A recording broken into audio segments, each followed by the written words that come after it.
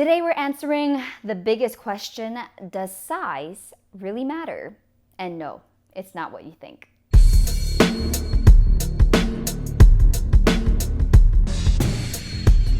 So I'm just gonna address this question head on because I've been getting a lot of comments on posts that get reposted by amazing filmmaking blogs, thank you very much. But I get a lot of comments from a lot of males in particular, and when I have Instagram posts that go viral of me holding giant operating camera rigs, a lot of the comments tend to be like, oh, what are you gonna do with that thing? Or it's like, way too cumbersome. And yes, I know I'm holding the camera, I'm testing it out for the first time, but in no way am I impressed by the size of a rig.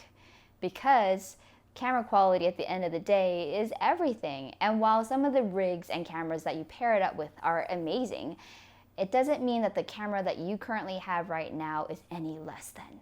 I will literally bring the same camera to two different sets with the same client, and the one day I decide to rig out my camera to go handheld, they just assume that this camera is automatically better because it is 5 times bigger. And for those times when size seems to matter because first impressions are everything, I'm just gonna show you how I rig out my camera. First things first is the camera cage that goes around your camera. Because I operate with the GH4, I am specifically using the shark cage by PhotoDiox Pro, thanks to my friend M at Cheesy Cam, who no longer needed this anymore and gave it to me, so thank you very much. Inside the box also comes a top handle, 2 15mm rods, which are very important for all camera rigs if you want to keep adding to it. I also have the tripod plate where the rods will go into, and some screws. I also splurged a little bit more on the specific shoulder pad because when you're operating with a shoulder rig, you want to make sure it's comfortable for you. It also comes with an arm extender. Then when it came to handles, I wanted to find one that would match my red and black setup, so I got these specifically from Camvate. For handlebars, you attach that to the 15mm rods, and then it comes with these really awesome handlebars. And then once you put the camera on, you also can add a follow focus. So when you're operating with your shoulder, you can use one hand and do a focus. And it comes with the focus ring too. I would advise to get a focus ring that is customizable to your specific lens, however, this does the trick. All right, so first thing is let's get the cage going. So you want to slide this in to the cage. Once that's locked in, you're going to want to screw it in. So just so you know what I'm doing, because I realized I can't really show you, I have added the cage with 1 screw, then I've added the tripod slider with 2 of these screws using the Allen wrench right here. That will eventually slide on to this one. And when you do that, you have to make sure you tighten the front. All right, so you have the base with the 2 15mm rod inserts, and you have the cage, which I could also hold like this as well. And now I'm gonna put this on top of a tripod plate so I can build the rest on a tripod and I don't have to do this funny holding my camera the entire time.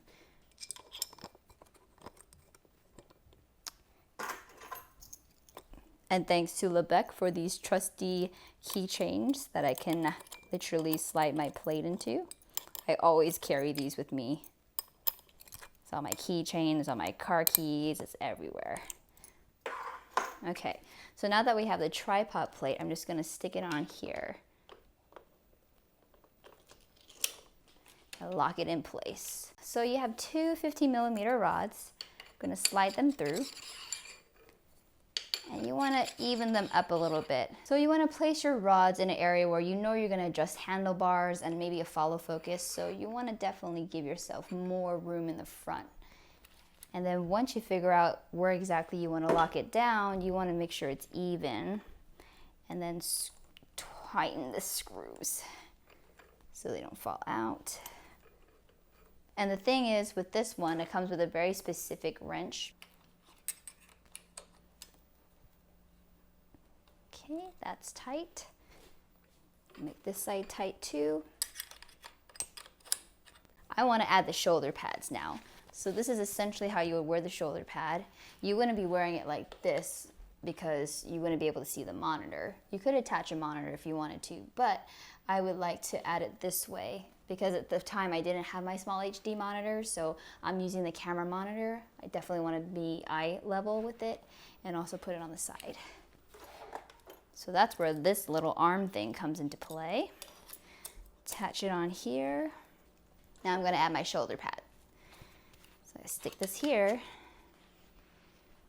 like so, and I just tighten this again.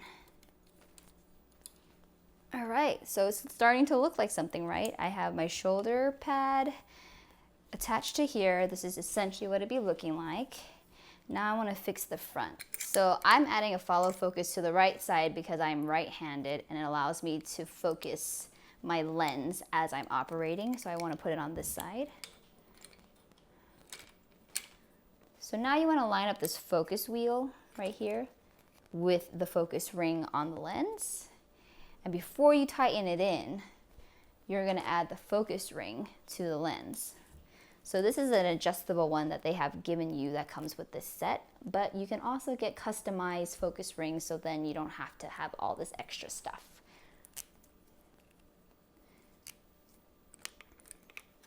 I'm going to add this onto here. So I'm literally adding the focus ring around to the camera, pulling it tight, and then using this knob to tighten it. So now you're gonna line up this wheel with the ring that you just added. So you'll know it's 100% on when you're moving this wheel and the ring is moving along with it, okay? So I'm gonna put the lens cap back on. Now let's add the handlebars in the front, because you wanna make sure you add the focus ring before the handlebars. I'm gonna add this to the front.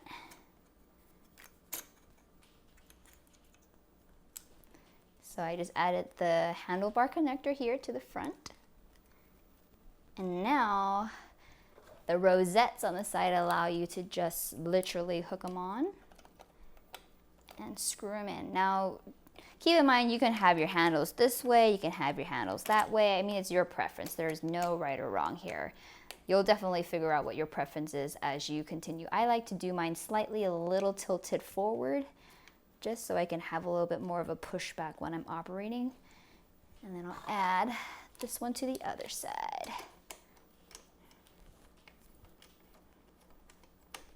And make sure I put the little rosettes here, kind of pair it up. All right, so it's starting to come together again, guys. Look at this. So I've added the handlebars. I have added the cage, the follow focus ring, also the shoulder pad right here.